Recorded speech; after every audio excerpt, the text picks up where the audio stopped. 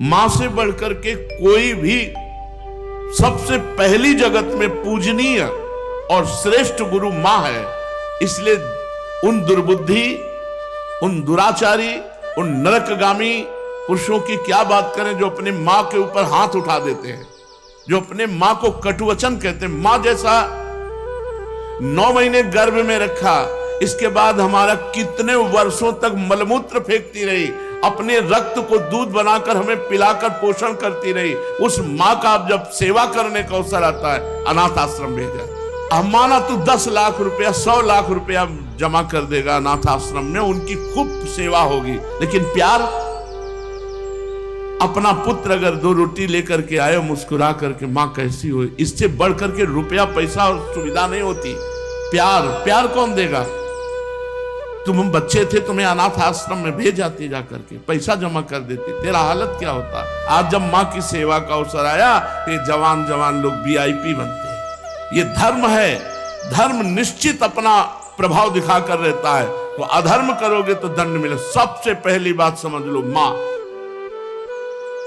जिसके मां हो और कोई देवी देवता पूजने की जरूरत नहीं, पूजो तो तुम्हारे भाग्य की बात है, लेकिन सबसे बड़ी देवी मां है, सबसे बड़ी पूजा मां है। अगर अपनी मां की सेवा कर ली तो भगवान को प्रसन्न कर लिया। मान जाओ हमारी बात, जहां तक हमारी आवाज पहुंचती हो, अगर तुम्हारी मां हो तो चूकना मत। मां का आशीर्वाद ले लो, विश्व ब्रह्मांड में कभी परास्त नहीं होगे। मां महामहिम गुरु है। हाँ, अगर आप वृंदावन वास करते हो, अपनी मां को पास रखो। जैसी भी परिस्थिति हो, उस परिस्थिति से अपनी मां की सेवा करो, अपने पिता की सेवा करो। संन्यास लेने पर वो पिता सन्यासी बालक के साष्टांग दंडवत करेगा, लेकिन वो बालक अपनी मां को साष्टांग दंडवत करेगा। ये बहुत बड़ी महिमा मां की है। पूज्य बाबा कह रहे हैं, इसलिए मां को इस मनुष्य लोक में प्रथम देवता, प्रथम गुरु मानना चाहिए। मातृ देवो भव हमारा वेद कहता है, और पितृ देवो भव। अपने माता पिता की जिसने सेवा नहीं की, आज्ञा नहीं मानी, मनमानी आचरण किए, वो कभी सफल नहीं हो सकता, किसी भी मार्ग में सफल नहीं हो सकता। पूरा जीवन रुपया कमा करके अपने बेटे को बाबूजी बनाना चाहो, बेटे ने जब बूढ़ा अवस्था आई, पानी देने की अवस्था आई, तो घर से निकाल दिया। माता पिता की आराधना करना ये भगवत भक्ति है। पुंडरीक जी महाराष्ट्र में अपने माता पिता को भगवान मान करके उन्हीं की 8 पैर सेवा में रहते। तो आज भी जो विट्ठल भगवान है, उन्हीं को दर्शन देने के लिए गए थे। एक ईंट डाल दी, उसी ईंट में खड़े हो गए। ऐसे आज भी खड़े हैं। ऐसे कहा, जब माता पिता की सेवा पूर्ण हो जाएगी तब महाराज आपके दर्शन करेंगे। माता पिता भगवान का स्वरूप है। ये आज जो वातावरण बदल रहा है, बहुत गुस्सा लगती है जब देखने को मिलता है कि जवान बहू और बेटा मिलकर के बूढ़ी मां को मार रहे हैं। वो बेचारी उठ नहीं सकती, वो हिल नहीं सकती। अंतिम समय तक या तो जलोगे ऐसी जगह जहां बचाने वाला कोई नहीं होगा, या सड़ोगे। ऐसे अधर्म करने वाले को कभी कभी और हम कहते हैं, उस मां से पूछ लो जिसको तुमने मारा है, उसी मां से पूछ लो कि बोलो इसको क्या दंड दे, तो यही कहेगी कि कभी मत दंड देना।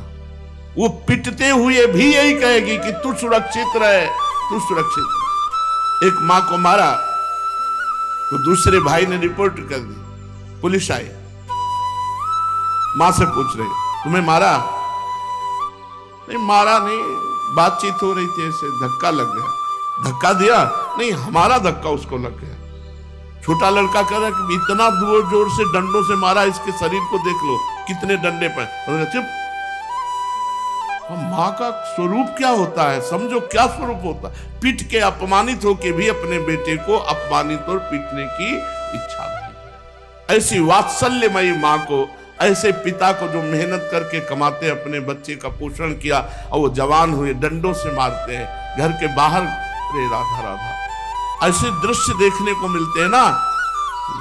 ये खा खा करके सब जवान हुए हो, और अब माता पिता की सेवा का अवसर आया तो मुंह चुराए घूमते हो। मुंह चुराने का समय नहीं है, अपने कर्ज उतारने का समय है, ऋण उतारने का समय है। अब माता पिता की सेवा कर लो, मातृ ऋण पितृ ऋण से उऋण हो जाओगे। हमने आपको कई बार सुनाया है, एक कश्यप नाम के ऋषि थे, महाभारत में है। तो तपस्या परायण थे, तो जिस वृक्ष के नीचे तपस्या कर रहे थे ऊपर बगुली बैठी हुई थी। बगुला जो टांग उठाकर ध्यानस्थ रहता है मछली के लिए, तो मीट ऊपर गिरा करके तो क्रोध भरी दृष्टि से देखा, तत्काल आग लग गई, बगुली भस्म होकर नीचे गिर गई। तप का प्रभाव होता है।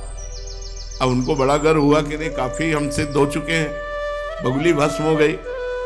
उठे भिक्षा के लिए गए तो एक दरवाजे में जाके भिक्षाम देहि, एक बहू निकली। उसने कहा भगवान कुछ क्षण रुकिए, अभी बना करके लाए। बड़े मृदु वचन से उनका सम्मान करते हुए अंदर गई तो दूसरे दरवाजे से उसका पति आ गया। जब पति आए पति की आराधना, उनको जल पिलाया, आसन पे बैठाला। फिर इतने में कुछ समय लगा और कहा भगवान आपके घर के दरवाजे अतिथि देव विराजमान है, आज्ञा हो तो भोजन। अरे उनका पहले अतिथि देवो भव, अतिथि की सेवा करो। अब वो गए, इतना विलंब क्यों किया? उनका हमारे पति देव आ गए, तू मुझे समझते नहीं है, इतना विलंब क्यों किया? बोले महाराज जानती हूं उस वृक्ष की बगुली नहीं हूं कि तुम्हारी आंख टेढ़ी करने से भस्म हो जाऊंगी। अब उनके होश उड़ गए कि ये बात तो केवल हम जानते, दूसरा कोई जानता ही। उनका तुम कैसे जाने? बोले मैं अपने पति सेवा के प्रताप से पतिव्रता हूं, मुझे तीनों कालों का ज्ञान है, तुम्हें बिल्कुल ज्ञान नहीं, अभी तुम अज्ञानी हो, अपने को ऋषि भले समझते हो। कश्यप ऋषि नाम था उनका। जाओ, तुम्हें अगर ज्ञान प्राप्त करना है तो जाओ, वहां एक कसाई रहते हैं, वो तुम्हें ज्ञान प्रदान करेंगे। अब कोई संशय नहीं था क्योंकि अलौकिक बात उनको पता है पातिव्रत धर्म से। वहां गए, जिस कसाई का परिचय बचाया था तो मांस बेच रहा था, कोई कहता 2 किलो तो 2 किलो, किलो तो एक, और ओंठ चल रहे थे। तो कहा कैसी गंदी जगह भेज दिया, चलने लगे। तो कहा कश्यप ऋषि, पहला आश्चर्य हुआ कि तो नाम बता रहा है हमारा, हमने तो अभी कुछ बात भी नहीं की, वो अमुक गांव की पतिव्रता ने भेजा है। अब और आश्चर्य हुआ। कहा हाँ। बोले बस खड़े रहो, मैं अपना व्यापार कर लूं, बस अभी आपके साथ चलता हूं। खड़े रहे, थोड़ी देर में वो बेच दुकान बंद करके कहा तो उनका पहले ये बताओ इतना निंदनीय कार्य करते हो तुम? तो उनका मेरा जन्म हुआ है इसी कुल में, मैं हिंसा नहीं करता, मैं मांस लाता हूं और बेचता हूं और अपने परिवार का पोषण करता हूं क्योंकि मैं ऐसे कुल में जन्मा हूं। तो उनका तुमको ये कैसे पता चल गया मेरा कश्यप नाम है? बोले आपका नहीं, आपके बाप का, आपके पुरखों तक का हमको पता है। और ये कैसे पता चला कि वो बहू ने आपको कहा है ऐसा? बोले मुझे तीनों काल का ज्ञान है, भूत भविष्य वर्तमान। बोले इतना निंदनीय कार्य करते हो और तीनों काल का? बोले हर समय नाम जप करता रहता हूं और अपने कुल के अनुसार व्यापार करता हूं, और मेरी प्रधान पूजा, चलो घर देखो। जब घर में गए तो श्वेत पलंग पर बूढ़े माता पिता सजाए देवता की तरह बैठे थे। जाके साष्टांग दंडवत की और कहा माँ आपके घर में अतिथि आए हैं, उनका अतिथि से मिलो और सेवा करो। उनका ये हमारे भगवान है, 8 पहर इनकी पूजा करता हूं, अपने माता पिता की, और अपने कुल के अनुसार आचरण करता हूं और निरंतर नाम जप करता हूं। उसके प्रताप से मुझे तीनों काल का ज्ञान है, भूत भविष्य वर्तमान। तुम अपनी माता पिता को छोड़ करके तपस्या के लिए निकले हो, और वो भी अंधे हैं तुम्हारे माता पिता, जो स्वयं पानी नहीं ले सकते। तुम्हें कभी न परम पद मिलेगा, न स्वर्ग मिलेगा, नरक मिलेगा तुम्हें। उसी समय वापस हो गए। और जब माता पिता का शरीर पूरा हुआ तब पुनः तपस्या में लगे। माता पिता भगवान का स्वरूप है। स्वयं प्रात काल उठी कै रघुनाथा, मातु पिता गुरु ना वही माथा।